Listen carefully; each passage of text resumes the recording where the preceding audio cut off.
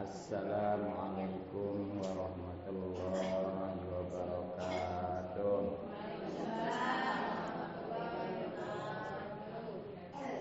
Bismillahirrahmanirrahim. Wassalatu wassalamu ala Rasulillah wa ala alihi wa sahbihi wa mawalah. Amma ba'du.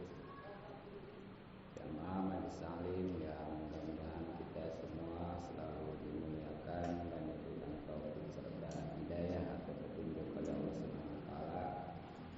Mudah-mudahan kumpulan kita dirahmati dan diberkati serta diridhoi oleh Allah Subhanahu wa taala, juga mendapatkan pahala yang besar dan yang banyak dunia dan di akhirat. Amin ya rabbal alamin.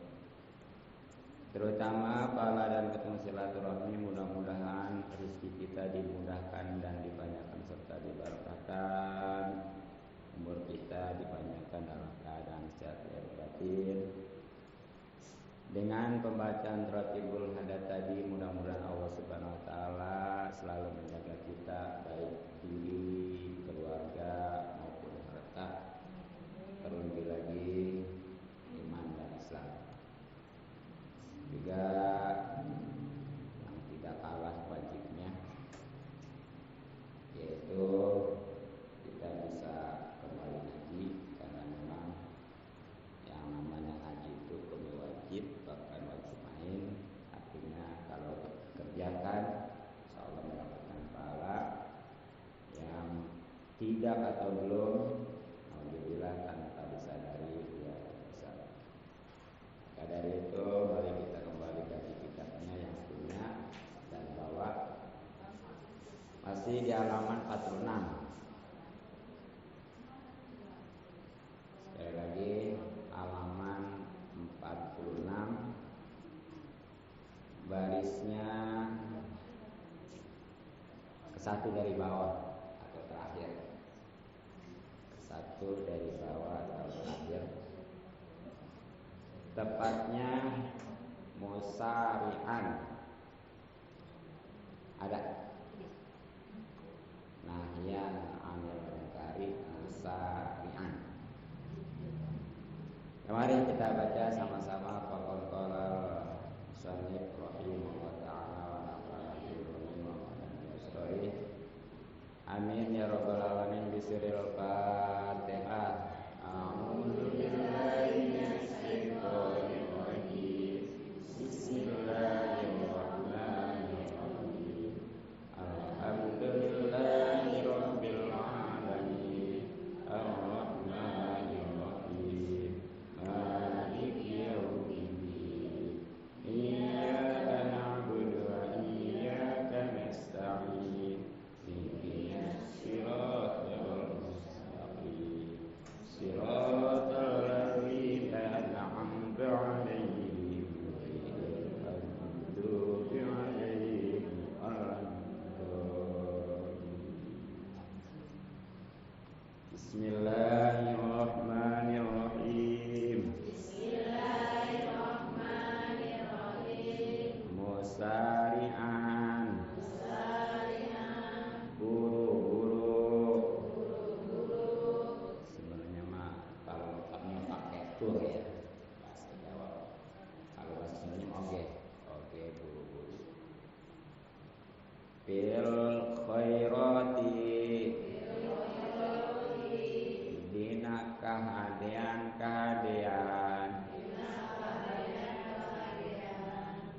Dua kali masalahnya jamak ya.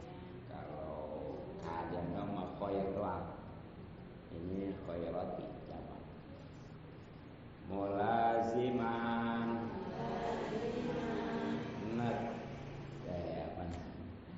Netepan. Ini sama ya, kudunya pakai oge netepan.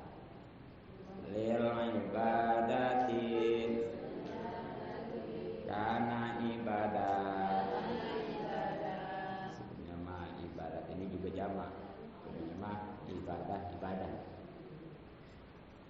Dalan nuduhkeun, sama pakai oge.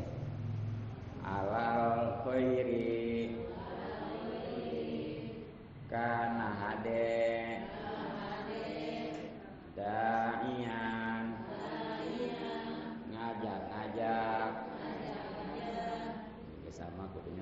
Oke. Ilal huda kana pituduh. Lalu ya. Udah. Ngerti belum? Mungkin sebagian ngerti ya. Paham belum? Itu kalau bahasa di pesantren baru bahasanya ngelugot. Kalau di kita mengartiin,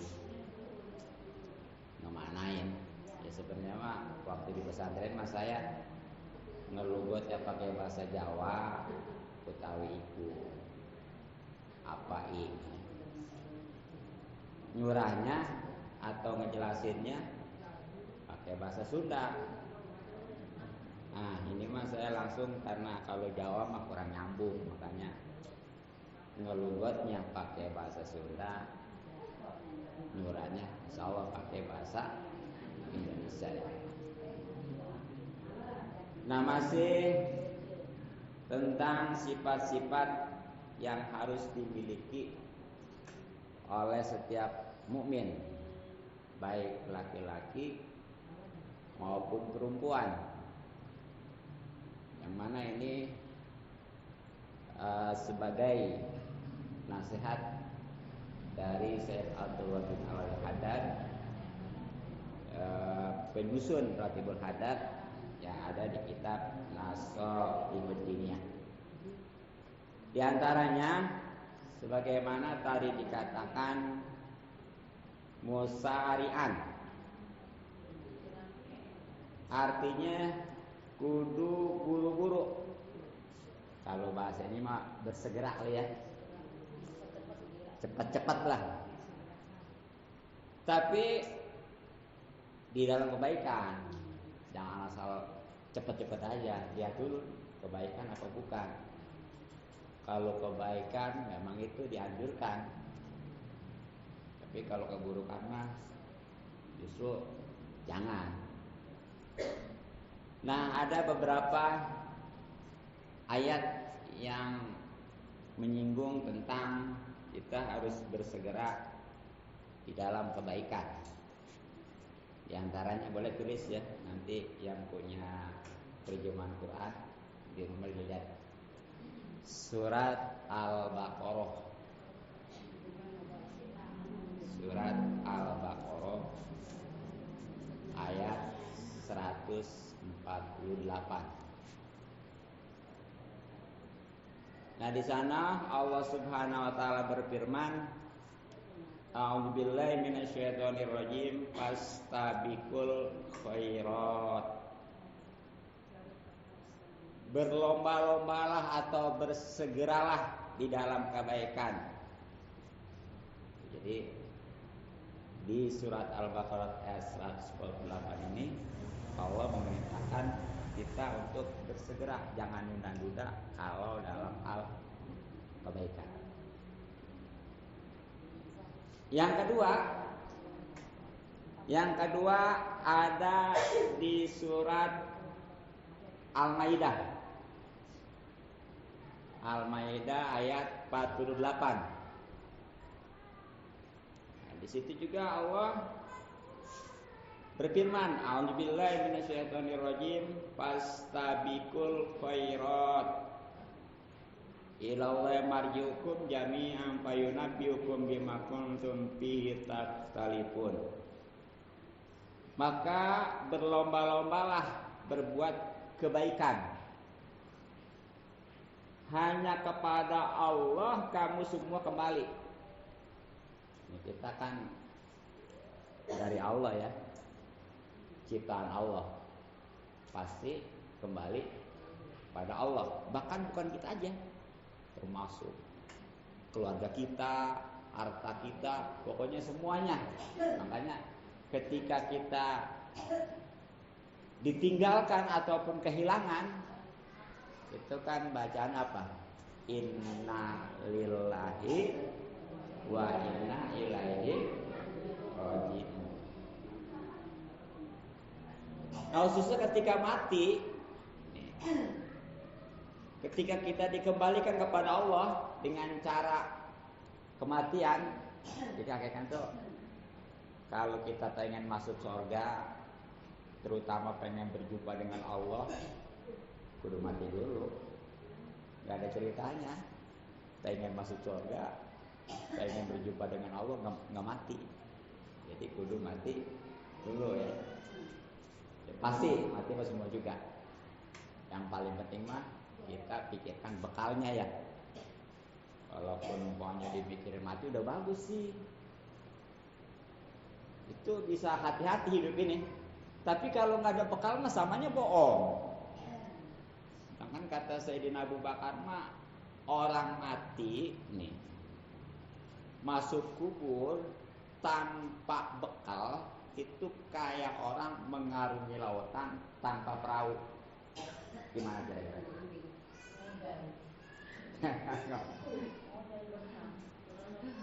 Itu lama-lama sama kalau lebih ya.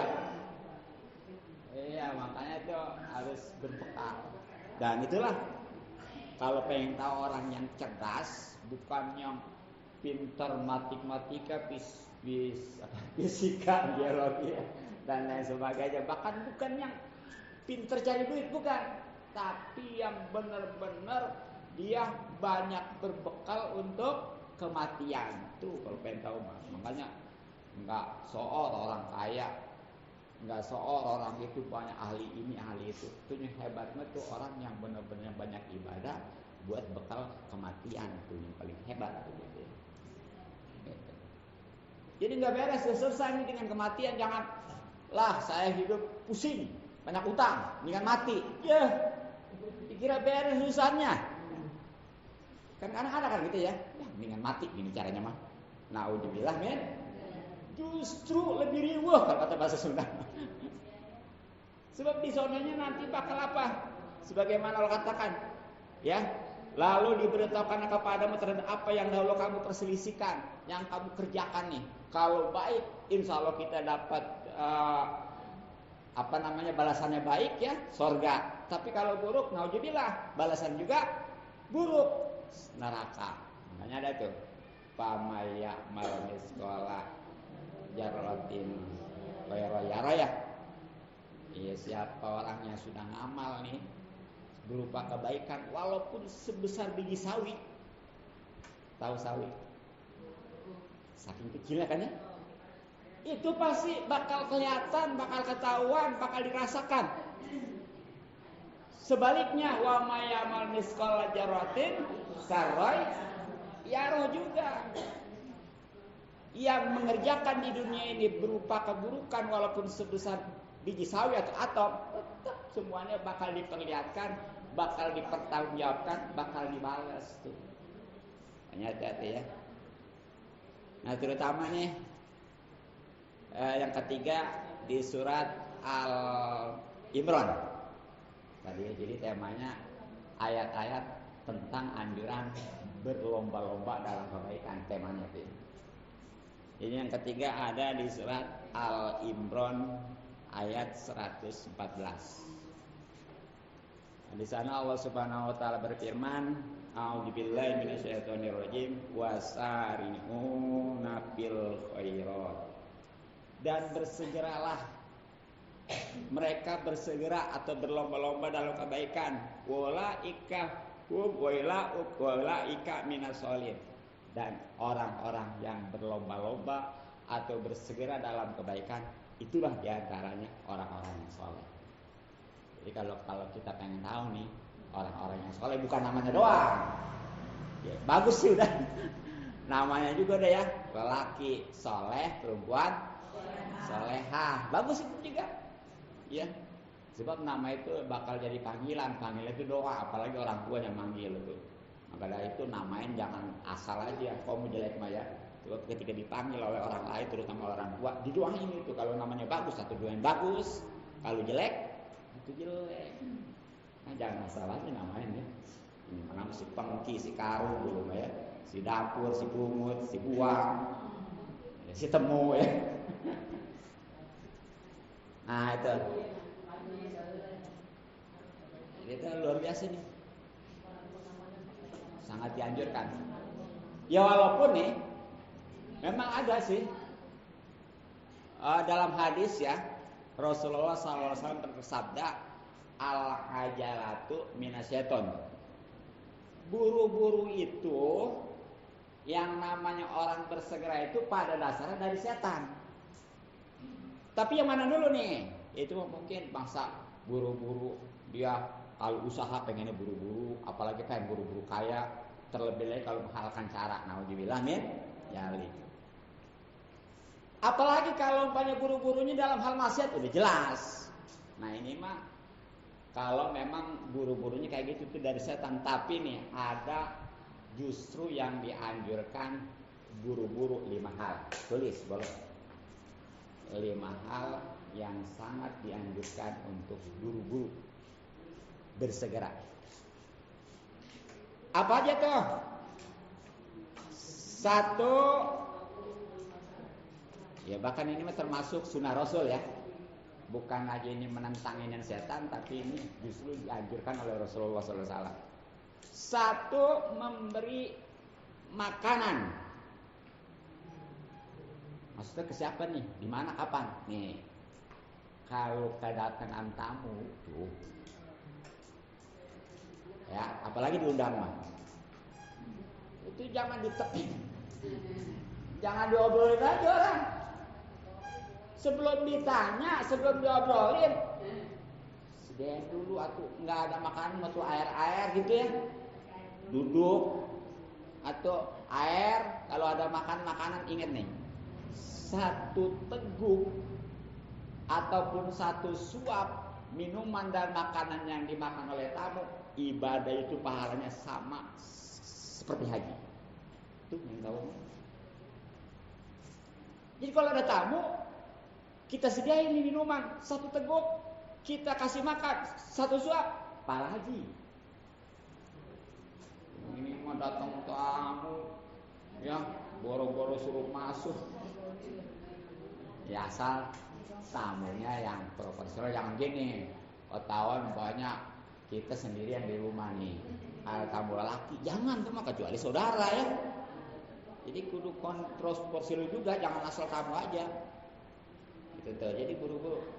Bahkan nih kalau orang dulu kan bahasanya gini kalau kedatangan tamu ya. Tamunya pamit main ya. Ya udah. Terima kasih ya. Saya udah didatangin, udah tamuin tuh, bawa dosa saya buang kemana? Gitu dulu ya.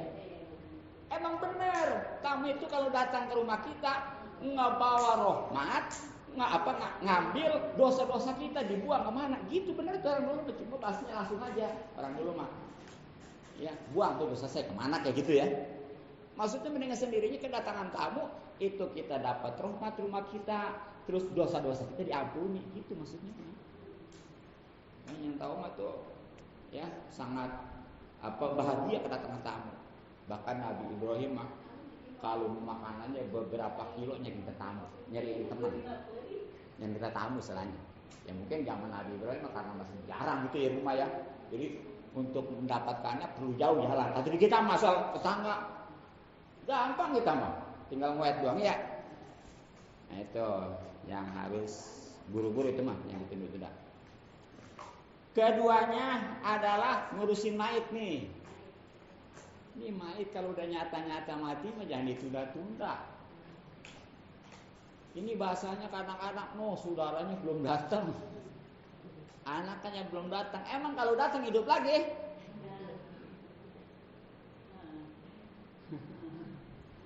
Kadang-kadang. Kenapa? Oh, sebenarnya mah Surabaya. Atau nges dietakan gede dikubur kayak bisa bu ramai sukan jarah sekalian. Atau tekudu didinya. Gitu. Memang mereka hayang melemernya. Nomor gitu ya. Man, gurunya tahu diri nih kalau yang lama mau ukuran diteguinnya umpamanya karena jauh lama ya. Udah urusin aja lah sama aja ini nggak bakal datang saya hidup lagi gitu ya. Gitu. Iya. Ya sebab nih si mayat ini kalau memang bagus dia itu bakalannya karena soleh ya. Bagus itu dia pengen buru-buru mendapatkan kebagusan. Jadi di kuburan pengen buru-buru dapat nikmat gitu. Kan yang namanya itu belum ketahuan ya bagus jeleknya ya. Apalagi yang ngurusnya nggak benar itu cara mandinya segala apa, jangan dikira itu, jangan dikira lah mati ini main seblok sama dia punya perasaan. Makanya yang bagus mah tuh kalau mandi mayat jangan disemprot itu, jangan bujur aja pakai gayung itu pelan-pelan, jangan ya pelan-pelan ya. Iya terus itu bahasanya benar ya gitu ya. Ya gitu ya. Nah yang ketiga ini yang buru-buru, jadi yang pertama yang urusan apa tuh? Ngurusin mayat ya buru-buru ya. Yang ketiganya kalau punya anak perawan, buru-buru nikahin. Tawarin kalau perlu mah ya. Tawarin, jangan ini mah dilamar aja ditolak karena miskin, jelek. Makanya perempuan suka pemali kalau ada lamarnya ditolak gitu ya. Apalagi orang bagus. Ini karena pertimbangannya bukan karena agamanya, karena kan sekarang kan materi doang. Enggak kali enggak semua ya. Zaman sini mah enggak ya. Jadi sekarang yang dilihatnya kan bukan karena dia ustadz bisa ngaji apa gitu ya. Lihat tuh nih kerjanya, enggak kerja apa, gajinya berapa, punya mobil berapa gitu ya. Dunia urusannya. Ini awas tuh. Kalau seandainya ya itu kudunya gitu tuh. Kalau seandainya dia buru-buru ngawinin kepada anaknya yang masih perawan nih, itu insya Allah nanti di akhirat bakal diberikan mahkota kayak kerajaan, kehormatan. Tapi kalau nggak buru-buru dikain, kemudian terjadi perzinahan, orang tuanya begitu, kebagian. Jangan dikira itu mah anak saya ini yang ngerjain. Apalagi zaman sekarang kan kadang-kadang langsung dikawinin ya, yang benih. Kemudian ya bukan dikawin udah hamil. Kan itu nggak jadi turunan karena malu udah ditutupin dari awal aibnya. Soalnya kan itu udah dianggap anak sendirinya. Mending kalau laki cuma urusan warisan doang, tapi ketika perempuan diwali sama dia nggak sah. Makanya nanti di hari zaman bakalan banyak anak zina di antaranya karena itu tuh bukan walinya ngawaliin. Dia wakil KKUA sama aja wakil mah hakikatnya dia juga walinya. Kecuali kalau memang udah menyerahkan begitu aja terus terang sebelum pernikahan, Pak Wali, Pak Naib, ini berjanji bisik-bisik ya, ini sebenarnya bukan anak saya. Udah beres itu. Kalau memang masih wakil masih dia juga sama yang nikahin hakikatnya. Itu tuh yang mantap kesononya akhirnya gara-gara anak itu nikah nggak sah, kesononya nanti cucu segala apa berantai ya. Nah gitulah ya. Nah kemudian yang keempat yang dianjurkan untuk buru-buru adalah bayar utang.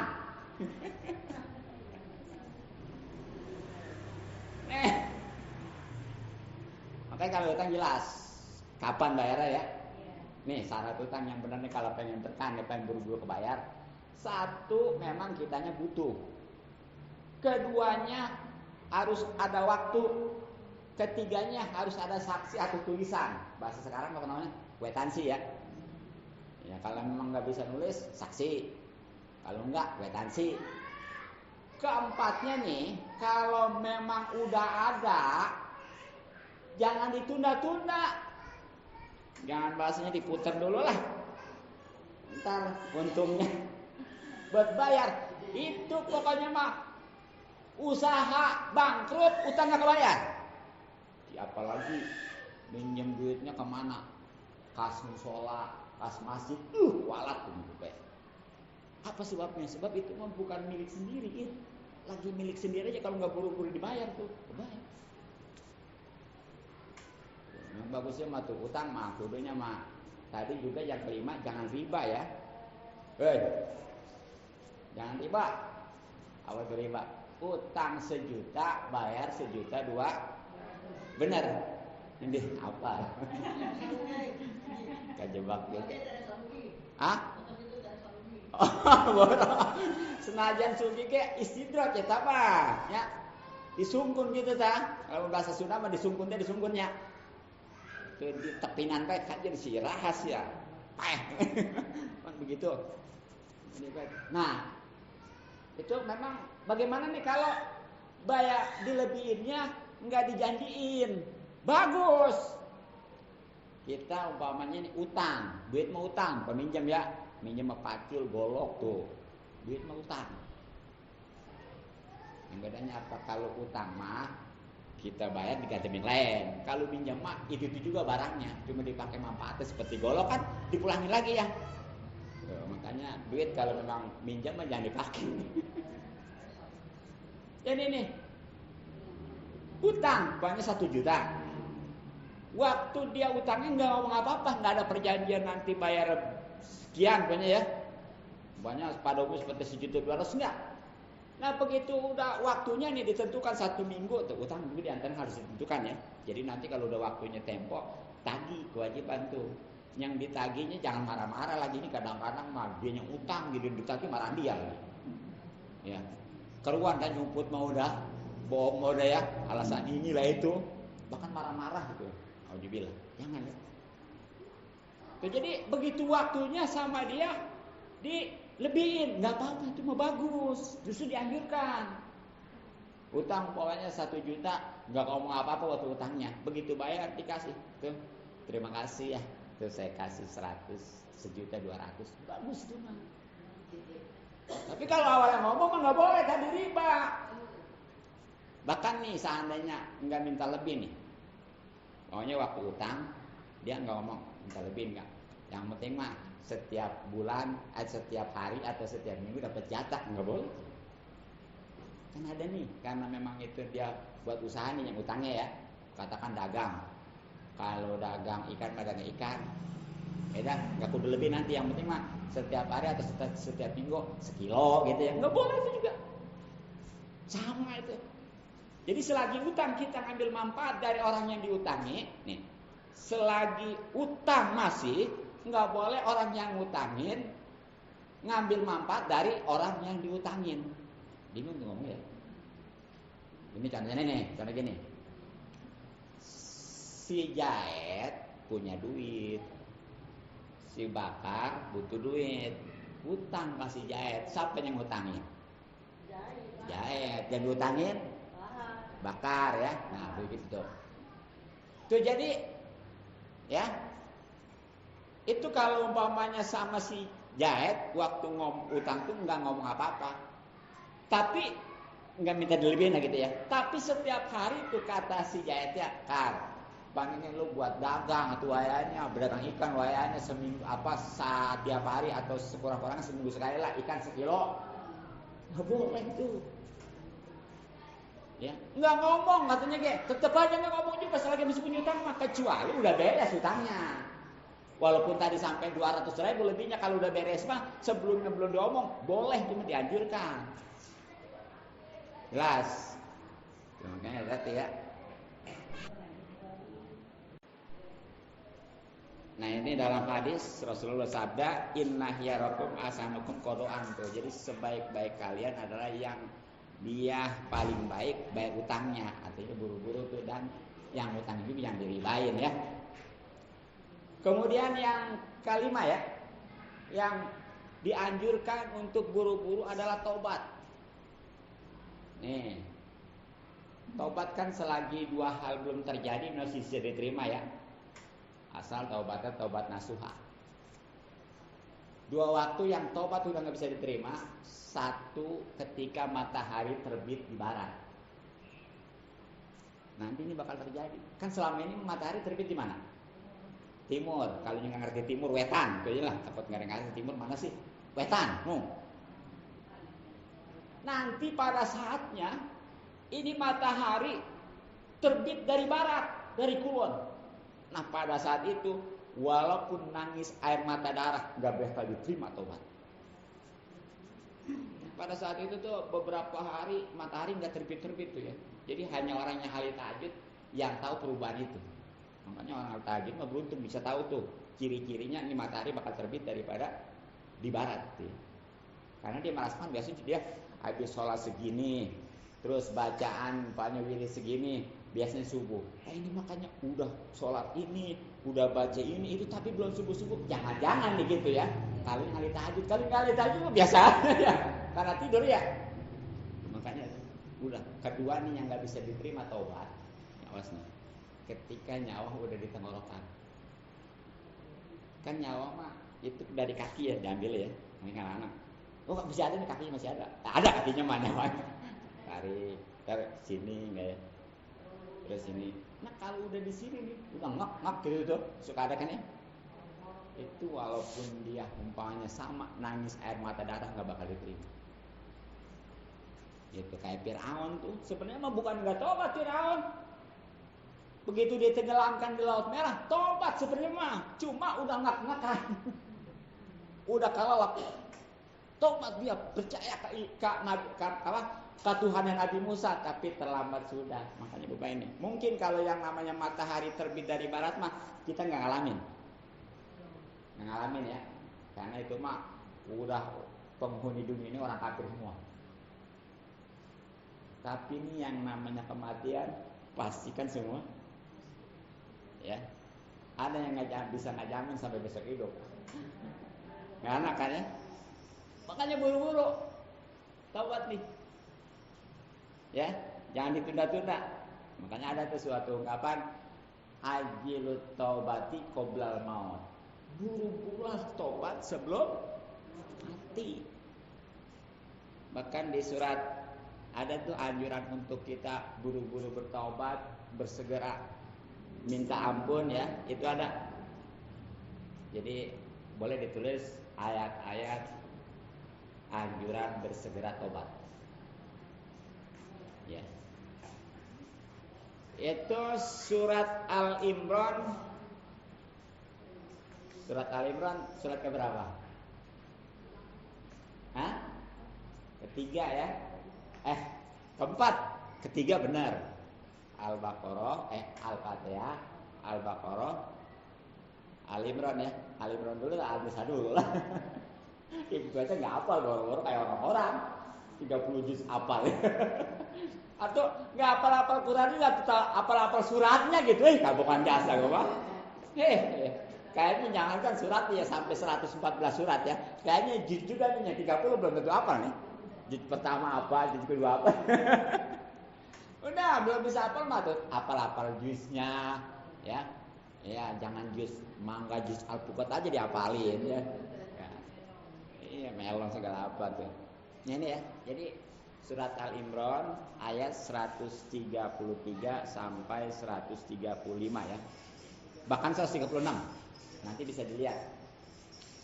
Jadi surat Al-Imran ayat 133 sampai 136. Nah, saya artinya aja ya. Wallahu a'lam bishawab, ini artinya aja, sebab kalau ini mantan dilihat saja di terjemahan Quran ya. Jadi intinya gini. Dan bersegeralah kamu mencari ampunan dari Tuhanmu dan mendapatkan surga yang luasnya seluas langit dan bumi. Jadi hakikatnya nih, orang-orang yang bertobat itu mencari, berusaha untuk mendapatkan surga. Surga itu luasnya nih, ini seluas langit dan bumi. Bahkan di dalam hadis mah nih, itu satu orang aja nanti di surga mah nih, yang paling miskin ya di surga nanti, itu punya itu 10 kali lipat dunia ini yang paling miskin. Jadi ini di dunia mah ukurannya boro-boro punya sawah, punya mobil, punya kebun ya, rumah juga enggak. Itu paling miskin kan ya. Tapi di akhirat itu yang paling miskin aja itu bakal punyanya 10 lipat kali dunia ini. Ini kalau paling miskin ini pengen bener-bener ya. Iya, tapi lah kalau lagi malas aja. Gitu. Nah untuk ininya nanti, cuma itu memang secara khususnya diperuntukkan orang-orang yang bertakwa. Siapa tuh orang yang bertakwa? Nanti kalau yang punya terjemahannya di rumah Al-Quran. Pada punya enggak sih? Hah? Beli ya. Terjemah Al-Quran yang ada bahasa Indonesianya. Ya. Iya. Jadi yang baca Al-Quran kita walaupun nggak tahu artinya gue udah dapet pahala sih. Tapi manfaatnya kurang karena kita nggak paham. Kalau orang Arab mah ya aja baca udah ngerti dia mah ya, karena bahasa dia. Tapi jangan dikira orang Arab ada yang nggak bisa baca Quran. Maksud dia tak? Percaya nggak? Orang Arab tapi nggak bisa baca Quran. Kan Al-Quran itu bahasa Arab, tapi kok orang Arab nggak bisa? Bisa jadi. Contoh gini nih. Kita orang Indonesia bahasanya apa? Quran bahasa apa? Bacaan-bacaan itu ya majalah segala apa ya. Kalau sekolah bisa baca nggak? Orangnya nggak sekolah. Bisa baca nggak? Kagak. Sama orang Arab yang nggak belajar sama. Kayak begitu sama. Orang Arab itu kalau nggak belajar tetap nggak bisa walaupun bahasanya kayak kita Quran padahal bahasa Indonesia, ya kan? Tapi kalau nggak sekolah mau boro-boro baca ya, kayak gitu. Makanya apapun kudu belajar. Cuma yang terbaiknya tadi supaya kita paham ada manfaatnya di samping baca juga tahu yes kurang-kurangnya sementara tahu terjemahannya itu bukan arti bukan. Jadi sekali lagi yang itu mah bukan arti tapi terjemah. Emang apa bedanya arti sama terjemah? Nih, kalau arti mah itu melalui tafsir. Tuh, kalau terjemah itu baru terjemah doang tuh. Jadi kadang-kadang ada tuh penjelasannya tuh ya, itu namanya artinya tuh. Kalau yang baru umpamanya seperti wasariu dan bersegala ila magfiratin kepada ampunan, itu mah baru terjemah. Artinya mah maksudnya gimana? Ya nanti gimana kudu kita bersegera. Dan taubat itu kudu gimana? Tuh ya. Dan taubat itu kan kalau memang kita yang taubat nasuha nih, kalau yang menyangkut hakullah itu ada 3 ya syaratnya. Ini taubat yang benar-benar nih. 1, dia meninggalkan total. Keduanya nyesel.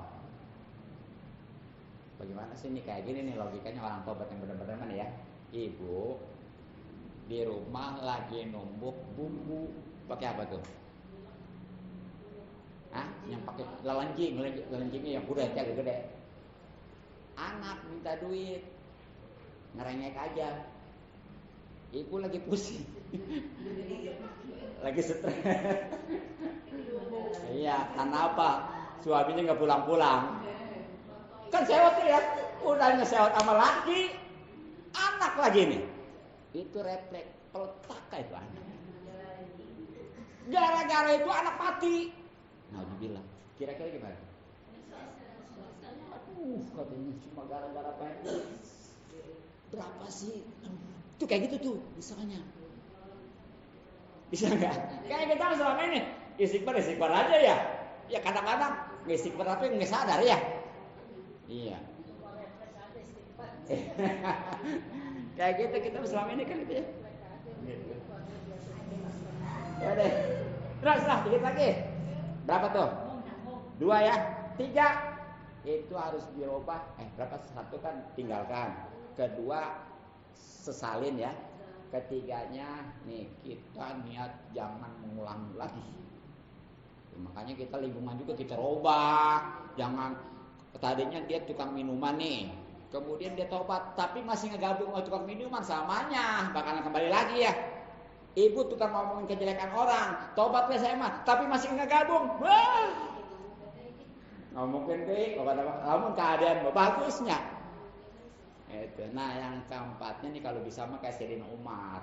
Apa? Jadi setiap tempat-tempat waktu dimanapun juga, ketika dia ingat saya pernah berbuat kejelekan di sini, dosa di sini, maksud ini, di situ saya harus ganti dengan kebaikan. Tuh. Nah kalau yang itu kalau menyangkut hakul tuh seperti ninggalin sholat, ya, minuman, zina, nih. Adapun kalau yang namanya hakul adami tambah lagi 1, apa tuh? Kalau memang utang mah bayarin, tuh. Kalau memang dia menyangkut harga diri, minta maaf. Enggak perlu diomong. Seperti gini. Minta maaf ya, saya udah ngomongin. Jangan, gak usah gitu enggak ya? Enggak. Kalau gitu enggak ketahuan kan nanti ya. Pokoknya minta maaf aja ya.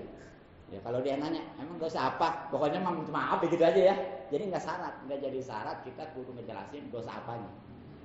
Yang penting kita minta maaf. Bagaimana nih kalau orangnya umpamanya udah meninggal? Kan kadang-kadang kita dulu memang belum nyadar sebulan amat lah saya nggak salah ini, tetap aja ya sampai meninggalnya ataupun kemana gitu nggak ketahuan. Kita nih sekarang merasa berdosa, tobatnya gimana tuh? Nah udah kita banyakin istighfar, peruntukan untuk dia, paham? Itu baru obat yang sesungguhnya yang diterima. Ya walaupun bawahnya masih ngulang juga, istilah tobat sambelan sih, selagi masih tobat masih bagus sih ya gitu ya. Cuma yang terbaiknya gitu tuh. Ya, mungkin cukup ya, banyak bonus ini Bang. Mudah-mudahan manfaat. Mohon maaf dan maklum semoga Assalamualaikum warahmatullahi wabarakatuh. Allahumma sholli ala sayyidina Muhammadin fil awwalin wal akhirin wa barik wa sallim wa radhiyallahu anhu ashabi rasulillah ajmain. Bismillahirrahmanirrahim. Alhamdulillahirabbil alamin. Allahumma inna nas'aluka ma lam narfa'u ilayni wa hajatana ila tanzini rabbil alamin. Allahumma inna nas'aluka ilman nafi'a wa amalan mutaqabbal wa rizqan thayyiban kasir mubarak. Allahumma nas'aluka ridhal jannah wa na'udzu min sawatil nar. Allahumma hasil maqasidana fid dunya wa akhirah balikul khair wa nadina fid dunya hasanah fil akhirati hasanah wa qina adzabannar. Sallallahu alaihi wa sallam jami'il anbiya'i alhamdulillahi rabbil alamin.